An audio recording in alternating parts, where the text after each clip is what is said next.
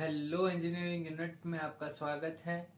Engineers, आज हम machine learning में आगे पढ़ने वाले हैं लेक्चर 4 और आज इस यूनिट को ख़त्म कर देंगे। दो टॉपिक बचते हैं हमारे, जो एक है टूल्स फॉर मशीन लर्निंग कि एमएल के क्या क्या टूल्स हैं, और एक टॉपिक है कि application of ML.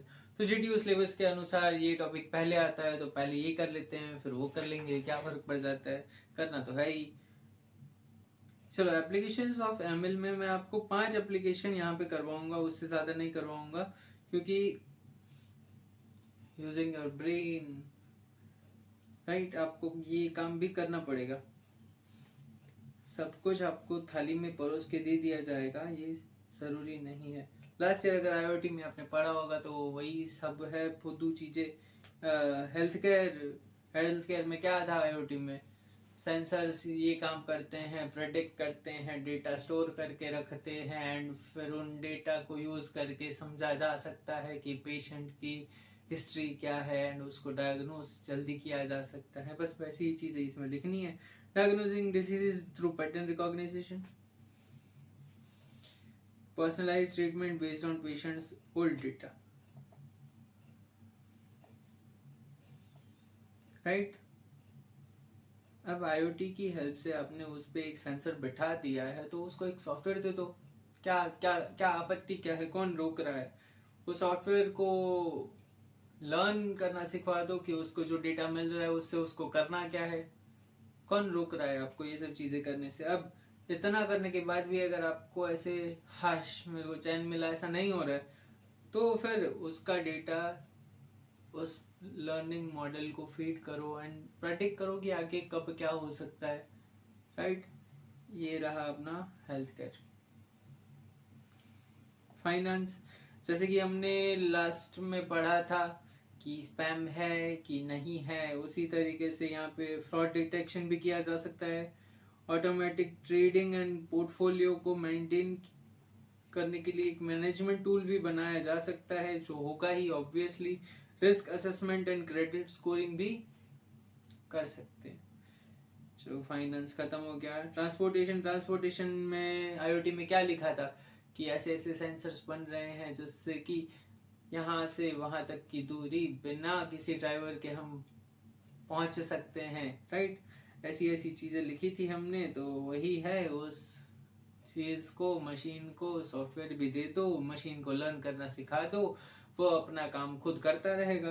Automation, autonomous vehicle and driver assistant systems.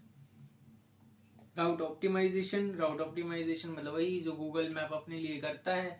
बेचारा आपको एंड तक बोल रहा होता है कि यहाँ से टर्न लो, वहाँ पहुँचना है तो वहाँ से टर्न लो।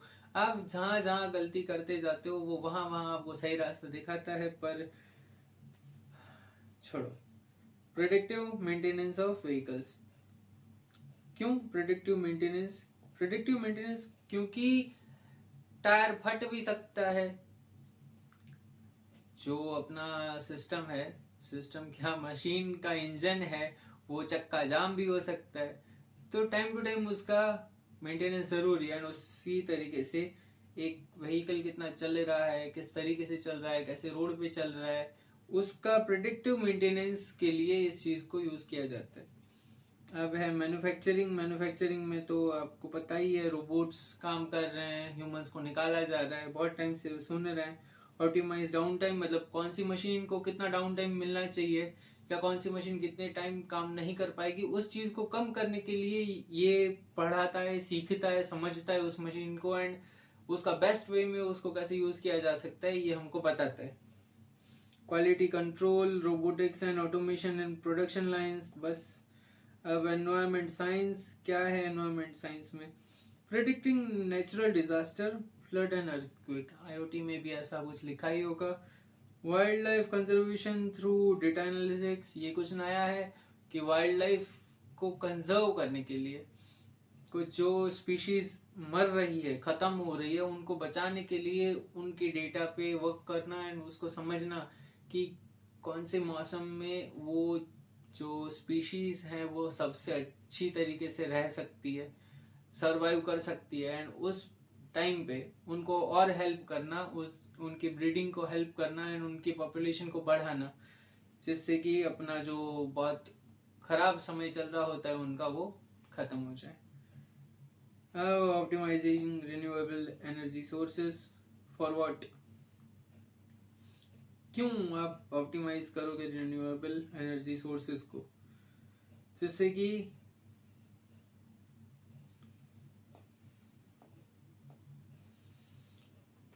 जिससे हम एनर्जी को ऐसे ही वेस्ट ना कर दें। उनको ऑप्टिमाइज करने का मतलब ये है कि उनको जो हमारे पास आज रिसोर्सेस हैं उनको बेस्ट तरीके से यूज कर पाना। तो एनर्जी रिसोर्सेस को बेस्ट तरीके से बना पाना, समझ पाना एंड उनको यूज कर पाना। अब टूल्स फॉर मशीन लर्निंग, ये हमारा इस यूनिट का आखिरी टॉपिक है जिसको हम खत्म कर देंगे आज। And open source programming language होती है एक, जो है हमारी प्यारी सी पाइथन। डिज़ाइन की थी गुइडो वान रुसम ने। ये मैं क्लास 9th से रटे जा रहा हूँ, पसंद है पता नहीं क्यों। in 1991 it has strong library for mathematics, science and plotting of data। क्या क्या है? numpy है, scipy है, matplotlib है। अब ml की लाइब्रेरी है एक स्पेशल scikit.learn करके, जिसका उपयोग जिसके अंदर बहुत सारे एल्गोरिदम दिए हुए हैं क्लासिफिकेशन के लिए, रिग्रेशन के लिए, क्लस्टरिंग के लिए, एम्बेडेड है इसके अंदर सब कुछ। अब आई अपनी प्यारी सी आर लैंग्वेज भी पाइथन जैसी ही है, बहुत अच्छी सी है, प्यारी सी है। अब आर लैंग्वेज में क्या है? ये statistical computation and data analysis के लिए बनी है, बहुत अच्छा काम करती है ये। ओपन सोर्स है पाइथन की तरह ही। एम्बेडेड एमएल लाइब्रेरीज भी है। PLYR and DPLYR used for data transformation, CRET classification and regression के लिए ट्रेनिंग करती है डेटा को। आर जावा, अब जावा की फंक्शनलिटीज को इसमें यूज करने के लिए TM टेक्स्ट माइनिंग, मतलब खोद के डेटा को माइन करना, डेटा को समझना। ggplot2 for data visualisation. चलो ठीक है। अब मैटप्लॉट क्या है? मैटलैब क्या है? सॉरी मैटलैब, मैट्रिक्स लेबोरेटरी, एक कमर्शियल सॉफ्टवेयर है जो सपोर्ट करता है wide range of mathematical and numerical computing को। It also provide support for statistical functions. अब ML है तो ये सब में आपको ये सब चीजें एक ही लगेगी, बस अलग अलग तरीके से तोड़ मरोड़ के लिखना है। It also is large number of ML algorithm. It can resolve problem of scaling up by parallel computing. आप कहीं से पढ़ के आ रहे हो या इस सेमेस्टर में पढ़ोगे तो देखना ध्यान से। It is developed in C SAS, statistical analysis and system. ये एक चीज है जो C में बनी हुई है। बेस SAS जो था उसके अंदर बेसिक डेटा मैनेजमेंट की फंक्शनलिटीज थी बस, पर स्पेशल फंक्शन किसके रिलेटेड? ML के रिलेटेड, डेटा माइनिंग के रिलेटेड, स्टैटिस्टिकल एनालिसिस के related SAS insight, enterprise minor and SAS start, इनको यूज करके हम बना सकते हैं। चलो, तो एप्लीकेशन हमने समझ ली कि हेल्थ केयर है, फाइनेंस है, ट्रांसपोर्ट है, मैन्युफैक्चरिंग है, एनवायरनमेंट है। अब यहाँ पे हम और भी लिख सकते हैं, क्या लिख सकते हैं? 6 एजुकेशन है। अब एजुकेशन में एक पर्टिकुलर स्टूडेंट के लिए स्ट्रेटेजीज बनाना कि वो किस तरीके से किसी चीज को लर्न करेगा, उसकी लर्निंग पैटर्न को समझना।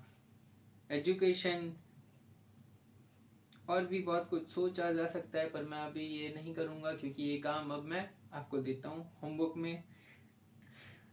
ठीक है, ख्याल रखना अपना और मेरे वीडियोस ऐसे ही देखते रहना। मशीन लर्निंग का आज ये यूनिट 1 खत्म हुआ है, हम आराम से यूनिट 2 शुरू करेंगे कल परसों। तब तक के लिए